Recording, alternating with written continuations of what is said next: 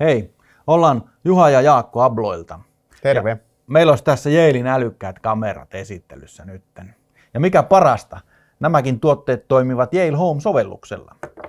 Eli valikoimista löytyy nytten ulkokamera, ovikellokamera ja sitten sisävalvontakamera myöskin.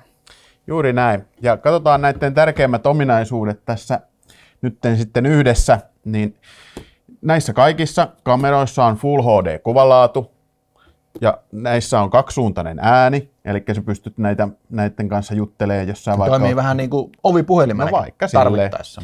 Joo, ja sitten sisäinen muisti löytyy näistä kaikista. Kyllä, kyllä. Ja pimeä näkö löytyy myös, eli myös yölläkin pystyt sitten valvontaa suorittamaan. Kyllä, kyllä.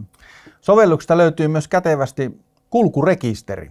Eli siellä kun on älykäs tallennus ottanut kuva, niin pystyt palaamaan siihen ajankohtaan sitten, milloin sitä tallennetta on rekisteröitynyt. Just näin. Ja tosiaan, niin näissähän on tosi älykäs toi liiketunniste, eli se ei ota mitään turhaa, eli jos vaikka lunta sataa tai vettä tämmöistä kova tuuli, niin ei tule semmosista, vaan ihan pelkästään aiheesta, eli ihmiset tai ajoneuvot tämmöiset, niin niistä pelkästään toi kamera alkaa sitten tallentaa.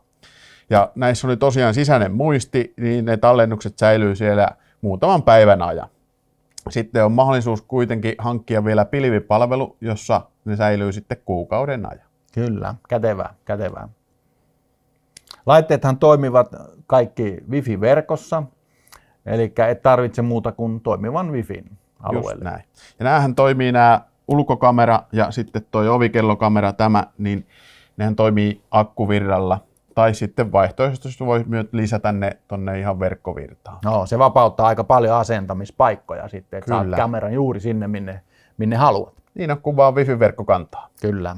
Ja nyt meillä on tässä sitten nämä lisätarvikkeet, mitä löytyy. Niin tässä mulla on aurinkopaneeli tuohon ulkokameraan, jolla sitten saa kesäaikaan varsinkin niin akkua ladattua silloin, kun aurinko paistaa. Toimii erinomaisena lisävirtalähteenä ja tunnetusti, jos ei kaamosta lasketa, niin virtaa kyllä riittää sitten. Varsinkin näin Suomessa, kyllä.